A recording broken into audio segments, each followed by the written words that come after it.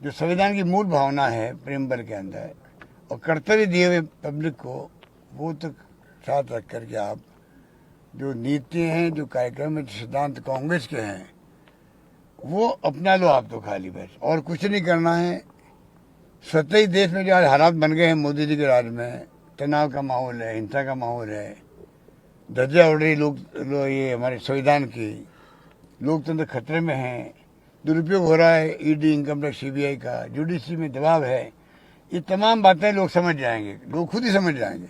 हम अपने आप को दृढ़ रखें, युवा पीढ़ी। आपका बहुत बहुत स्वागत है। मैं हूं आपके साथ अबरारुल हक रहमानी। क्या राजस्थान में अशोक गहलोत एक बार पार्टी में स्थिरता को बनाए रखने के लिए कोई बड़े कदम को उठा सकते हैं?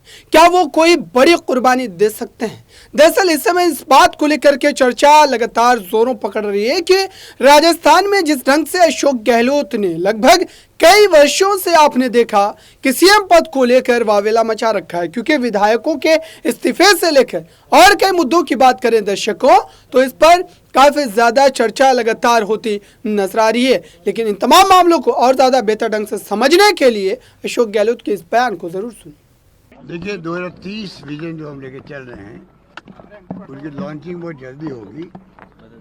और मैंने अभी कहा मीटिंग के अंदर कि जो विजन 2030 तक कम से कम राजस्थान भी देश के अग्रणी राज्यों में सम्मिलित हो, ये हम सबका सपना होना चाहिए, प्रदेशवासियों का। वो तभी पूरा होगा जब हर प्रदेशवासी, किसी वर्ग का हो, किसी क्षेत्र के हों, सब मिलके इस दिशा में सोचें। तो हम सबसे रिक्वेस्ट करेंगे, आप अपना सुझाव भेजें, अभियान चलेगा। कॉलेज में, स्कूलों के अंदर ऐसे कंपटीशन है बच्चों के लिए, डिबेट कंपटीशन है, वो करवाएंगे। अभी जैसे युवा नीति घोषित हुई है, तो हम देखा होगा सबको पूछ के उन्होंने युवा नीति बनाई है, उन सब वर्गों को साथ लेंगे। और प्री बजट में हम लोग जो बुलाते हैं इंडस्ट्री वालों को, ट्रेड वालों को, धर्म गुरुओं को बुलाते हैं, मजदूर संगठनों को बुलाते हैं, जिन जिन को बुलाते हैं उन सबको भी इन्वॉल्व करेंगे। हम चाहेंगे सब मिलकर के ऐसी विजन डॉक्यूमेंट बन जाए हमेशा के लिए, जिससे उस वक्त तक जो है 30 जब आएगा तब कम से कम हम राजस्थान वाले गर्व से कह सकते हैं हम भी देश के अग्रणी राज्यों में सम्मिलित हैं। बस ये मेरा सोच है। उन सब आएगी, पर कैपिटा इनकम भी आ जाएगी, IMR, MMR जो तो मातृ मृत्यु दर, शिशु मृत्यु दर कैसे कम और हो, हैप्पीनेस इंडेक्स कैसे बढ़े, पानी, बिजली, शिक्षा, स्वास्थ्य, सड़कें, वो तो है ही है। सोशल सिक्योरिटी कैसे हम और अधिक मजबूत कर सकें, जो हम नवाचार कर रहे हैं राजस्थान में और मजबूती आए उसके अंदर। मतलब आज भी राजस्थान कई क्षेत्रों में हम लोग पहल हम करते हैं देश के अंदर, और बाकी राज्य फॉलो कर रहे हैं, ये तो आपके सामने है। तो क्यों नहीं हम जो है विजन ही बना रहे हैं हमेशा के लिए, तो हमारी नई पीढ़ी को एक कॉन्फिडेंस पैदा होगा कि राजस्थान का नौजवान कुछ भी कर सकता है देश के लिए, प्रदेश के लिए। ये मेरी भावना है। पॉलिटिकल डेमोक्रेसी भी जोड़ने की बात कही थी सीपी जोशी जी ने, कहा कि पॉलिटिकल डेमोक्रेसी भी इसमें जोड़ना चाहिए ताकि बच्चे इसको भी पढ़ सकें, समझ सकें इस नीति में। तो बचपन से हम लोग ऐसे आए हुए हैं, जो 1980 में आए थे, जिसमें सीपी जोशी जी भी थे। आज देश के अंदर कांग्रेस नेता जितने भी हैं देश के अंदर 40 साल में जो बने हैं, मैं बार बार कहता हूँ, चाहे वो प्रदेश कांग्रेस अध्यक्ष बने हों, चाहे वो CM बने हों, चाहे वो केंद्रीय मंत्री बने हों, AICC महामंत्री बने हों, या कोई पद पे गए हों, तमाम लोग जो है 80 के दशक में जो आए थे जीत करके यूथ कांग्रेस से, NSU से, वही छाए हुए अभी तक है, वही छाए हुए अभी तक है। और हम चाहते हैं कि उसके बाद में जो 90 का दशक भी आया है, लगातार 40 साल किसे कहते हैं, लंबा अरसा होता है, तो 40 साल के अरसे में भी नई पीढ़ी आनी चाहिए, जो उस रूप में जो हमारी पीढ़ी थी, जिसने संकट देखा, इंदिरा गांधी चुनाव हार गई थी, डटे रहे हम लोग, कमिटमेंट हमारा था कांग्रेस नीतियों से, कार्यक्रमों से, सिद्धांतों से। आज़ादी की जंग लड़ी गई थी, वो जज्बा सुनते थे, समझते थे, और वो भावना रख के दिल के अंदर राजनीति करना सीखे हम लोग। उसके बाद स्थायी रूप से हम लोग जमे रहे, स्थायी रूप से। हम तो ये सपना देखते नई पीढ़ी के लोग आए, वो भी पूरी ईमानदारी से, निष्ठा से प्रतिबद्ध हो गए पार्टी के प्रति। अगर अपना आप समर्पित कर देते हैं तो उनका भविष्य उज्जवल है, उनके साथ में देश का भविष्य उज्जवल है। अगर वो उनका कमिटमेंट नहीं होगा, खाली कोई पद लेने तक सीमित रह जाएंगे कि मैं कोई बन जाऊं, पद लेकर बैठ जाऊं। पद ले सकता है, कई लोग पद मिल जाते हैं, पर ना वो पार्टी का ना देश का कोई कंट्रीब्यूशन नहीं कर सकते वो। तो मैं अपील करना चाहूँगा तमाम नौजवानों को, आप खाली सिर्फ और सिर्फ जो संविधान की मूल भावना है प्रेमबल के अंदर और कर्तव्य दिए हुए पब्लिक को, वो तक साथ रख करके आप जो नीति हैं, जो कार्यक्रम है, जो सिद्धांत कांग्रेस के हैं, वो अपना लो आप तो खाली, बस और कुछ नहीं करना है। सतही देश में जो आज हालात बन गए हैं मोदी जी के राज में, तनाव का माहौल है, हिंसा का माहौल है, धज्जियां उड़ रही ये हमारे संविधान की, लोकतंत्र खतरे में है, दुरुपयोग हो रहा है ईडी, इनकम टैक्स, सीबीआई का, जुडिशरी में दबाव है। ये तमाम बातें लोग समझ जाएंगे, लोग खुद ही समझ जाएंगे। हम अपने आप को दृढ़ रखें, युवा पीढ़ी हो चाहे नौजवान हो, हर कांग्रेस जन मेरा मानना अगर रखेगा तो देश का भविष्य भी उज्जवल है, मेरा मानना। प्रधानमंत्री नरेंद्र मोदी जो है ये मुस्लिम मोदी मित्र बना रहे हैं, हर स्टेट को डायरेक्शन दिए गए साल में ये एक मैसेज देने की कोशिश कर रही है मुस्लिम मोदी मित्र बनाओ, तो कैसे डाइवर्ट हुए पूरे मसले जो स्कीम्स हैं वो रहे चाहे उसके लोगों को। देखिए आप, ये मैं पढ़ रहा हूँ, देख रहा हूँ, मैं भी देख रहा हूँ, देश समझ रहा है, देश समझ रहा है, हमें उस पर कुछ नहीं कहना है। वो चाहे अगर मुस्लिम प्रेम जागृत हो गया है तो इसमें क्या दिक्कत है, अच्छी बात है।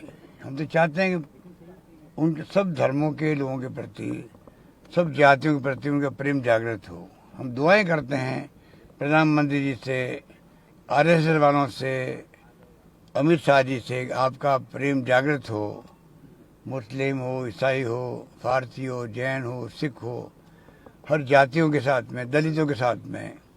पर मेरा अनुभव कहता है कि 70 साल तक कभी ये लोग बोले नहीं, ना महात्मा गांधी का नाम लिया, ना लिया नाम सरदार पटेल का नाम लिया, ना अम्बेडकर का नाम लिया। खाली अब चुनाव जीतने के लिए गुजरात गए, इसलिए गुजरात में बहुत बड़ा बनाया, स्टेचू बनाया है पटेल साहब का, अच्छी बात है। पर उनको पूछो भाई आपने 70 साल तक नाम क्यों नहीं लिया सरदार पटेल का? क्योंकि सरदार पटेल ने यहाँ पे बैन लगाया था, आरएसएस पे प्रतिबंध लगाया था, वो आपके टीस आपके दिल के अंदर थी, इसलिए आपने नाम नहीं लिया, सरदार पटेल का नाम नहीं लिया, गांधी जी का नाम नहीं लिया। क्योंकि गॉड से कौन था सब जानते हैं। पंडित नेहरू को आपने जानबूझ के, जो उनका त्याग बलिदान था, 10-10 साल तक जेल में बंद रहे वो उस जमाने के अंदर, उनका बुलाना चाहते हो। अगर आप इतिहास को बुलाओगे, महापुरुषों को, आप फिर महापुरुष कैसे बन पाओगे देश के अंदर? ये चिंता उनको खुद को होनी चाहिए, उनके संगठन को होनी चाहिए कि हमारे नेताओं का नाम आने वाली पीढ़ियाँ 10 साल, 15 साल, 20 साल, 25 साल बाद में कैसे नाम लेगी इनका, बताइए। ये इनका अप्रोच बहुत गलत अप्रोच है, ये मैं दिल से कह रहा हूँ। सरकार ने डेमोक्रेसी किसने दी है? कांग्रेस ने दी डेमोक्रेसी देश को, इसलिए डेमोक्रेसी रक्षा हमने करी है, जान दे करके इंदिरा गांधी जी ने, राजीव गांधी जी ने, खालिस्तान नहीं बनने दिया। तो ये हमें पाठ सिखाते हैं, कांग्रेस मुक्त भारत बना दो, वंशवाद चल रहा है। आपको क्या पंचायती है, हमारी पार्टी में क्या चल रहा है? हम पूछते हैं कि आपके आरएसएस वाले क्या करते हैं, बीजेपी वाले क्या करते हैं, उनके परिवार में क्या चलता है, हम पूछते हैं कि उनको, वो कौन होते पूछने वाले कि हमारी पार्टी में वंशवाद है क्या है?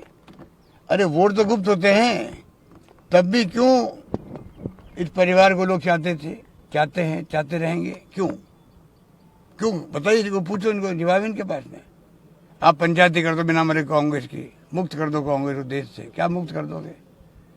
कांग्रेस कभी मुक्त नहीं होने वाली है, हर घर में कांग्रेस है देश के अंदर। इनकी पार्टी की हालत खराब हो रही है, इनकी पार्टी में फूट है, इनकी पार्टी में वो रेस्पेक्ट खत्म हो रहा है मोदी जी का खुद का। ये चिंता की वजह होना चाहिए मोदी खुद के लिए। आज जो पहले रेस्पेक्ट था पब्लिक में, वो तो कम हुआ है। मोदी जी का रेस्पेक्ट जो है उसके साथ में इनकी पार्टी में कम हो रहा है।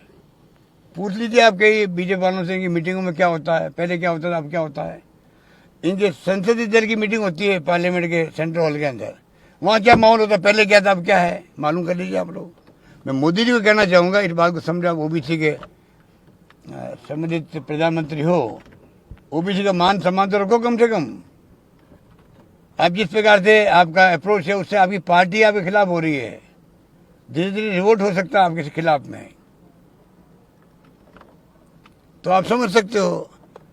अब सुनते रहे आरएसएस के इनके बीच में बनती कि नहीं बनती, हमें क्या मतलब उनसे, बनो नहीं बनो। हम तो ये कहते हैं देश एक रहे, अखंड रहे। उसके लिए मैं समझता हूँ पूरे देशवासियों, किसी पार्टी के हैं, किसी विचारधारा के लोग हैं, सबको देश प्रेम के लिए, भारत माता के लिए एकजुट रहना चाहिए, मेरा मानना। बस एक छात्र नेता इंतजार कर रहे हैं छात्र संघ चुनाव का।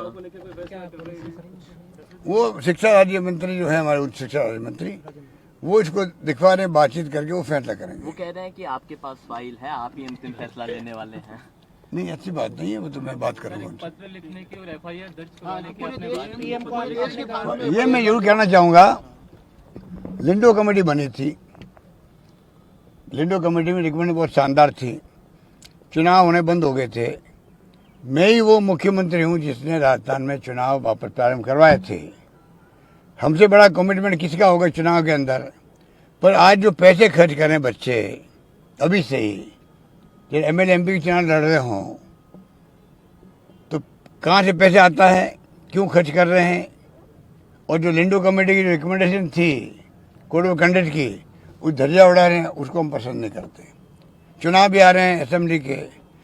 तो आपने सुना दर्शकों, दरअसल अशोक गहलोत ये दावा तो कर रहे हैं कि प्रदेश में कांग्रेस पार्टी के तमाम बड़े चेहरे जो हैं वो एक मत होकर मंच साझा करेंगे और जनता की तमाम दुखों का जो है कहीं ना कहीं निवारण जरूर निकालेंगे। लेकिन इस समय अगर देखा जाए तो कई ऐसे चेहरे हैं, चाहे वो मंत्री की बात करें, विधायकों की बात करें, वो अशोक गहलोत के नेतृत्व से उतना ज़्यादा खुश नजर नहीं आते।